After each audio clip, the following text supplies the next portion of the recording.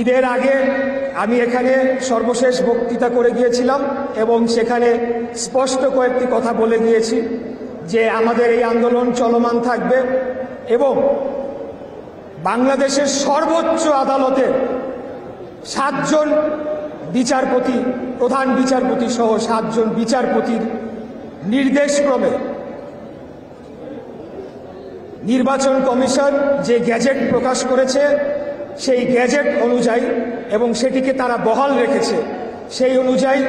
আমার স্ট্যাটাস যদি আপনারা জানতে চান, এটাকে পৃথিবী জুড়ে বলা হয় মেয়র ইলেক্ট, অর্থাৎ বাংলায় যদি বলি নির্বাচিত মেয়র। একজন মেয়র নির্বাচিত হওয়ার পর তার শপথ গ্রহণের সময়টুকু পর্যন্ত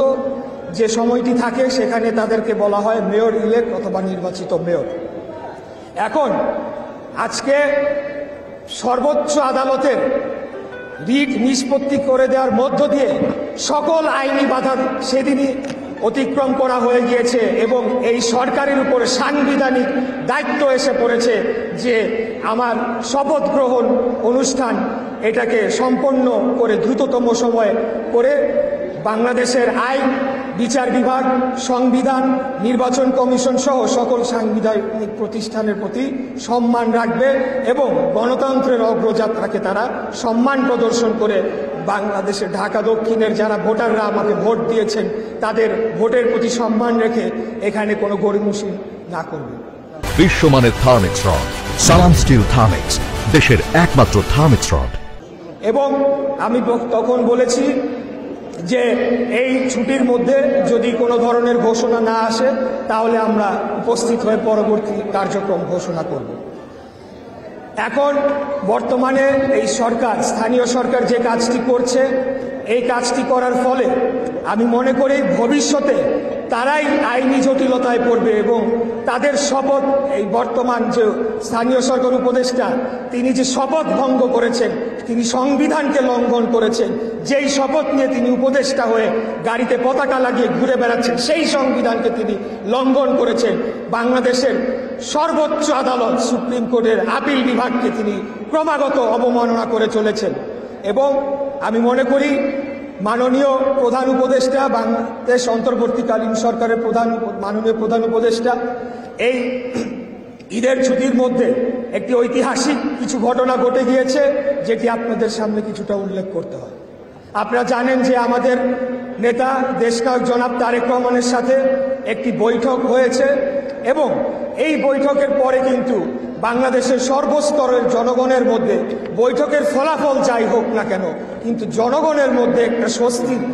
আভাস, একটা স্বস্তির আমেজ কিন্তু বিরাজমান রয়েছে। এটা অস্বীকার করার কোনো উপায় নাই। আসলে গণতন্ত্রের অর্থই হচ্ছে ডায়ালগ, আলাপ আলোচনার মাধ্যমে সকল সমস্যা নিরসন করতে হবে, যেটি বাংলাদেশ জাতীয়তাবাদী দল সর্ববৃহৎ গণতান্ত্রিক রাজনৈতিক দল হিসেবে অতীতেও আপনারা দেখেছেন যখন বিএনপির এবং বিরোধী দলীয় নেতাকর্মীদের উপরে চরম আকারের নির্যাতন, দমন পীড়ন চালাচ্ছিল, তখনও কিন্তু আমাদের দল থেকে তৎকালীন ফ্যাসিবাদী খুনি হাসিনা সরকারের সাথে আলোচনার জন্য একাধিকবার পদক্ষেপ নেওয়া হয়েছে। এটাই হলো বিএনপি, গণতন্ত্রের বিশ্বাসী দল, এটাই হলো বিএনপির যে রাজনৈতিক যে আদর্শ, যে গণতন্ত্র এবং আলাপ আলোচনার মাধ্যমে এবং জনগণের সরাসরি ভোটের অধিকারের মাধ্যমে জনগণ নির্বাচিত করবে, তারা রাষ্ট্র ক্ষমতায় পরিচালনা করবে। অতএব আমি মনে করি যে মাননীয় প্রধান উপদেষ্টাকে যে বা যারাই ভুল বুঝিয়েছে, তারা ভুল বুঝিয়েছে যে এই নির্বাচন বা এই যে আদালতের রায় এটিকে কার্যকর করা হলে অতীতের হাসিনার আমলের সকল নির্বাচনকে নাকি বৈধতা দেওয়া হয়ে যাবে। অথচ ঠিক তার উল্টাটা হচ্ছে, কারণ আদালতের রায়ে আমি যে রায়টি পেয়েছি সেই রায়ের মাধ্যমে প্রমাণিত হয় যে নির্বাচনটি হয়েছিল, যে ফলাফলটি হয়েছিল সেটি ছিল অবৈধ এবং সেটিকে পরিবর্তন করার মাধ্যমে এটাই প্রমাণ হয়ে যাবে, একটা দালিলিক প্রমাণ থেকে যাবে যে হাসিনার আমলে অবৈধভাবে নির্বাচনকে চুরি করে, ডাকাতি করে অবৈধভাবে ফলাফল ঘোষণা করা হতো। অতএব তারা যে আজকে আমার শপথ গ্রহণ অনুষ্ঠানকে বাধাগ্রস্ত করার মাধ্যমে এই রায়ের কার্যকর করাকে যে ব্যাহত করছে, প্রকান্তরে তারা কিন্তু ওই অবৈধ তাপস এবং অবৈধ নির্বাচনকেই তারা বৈধতা দিচ্ছে। এটাই হচ্ছে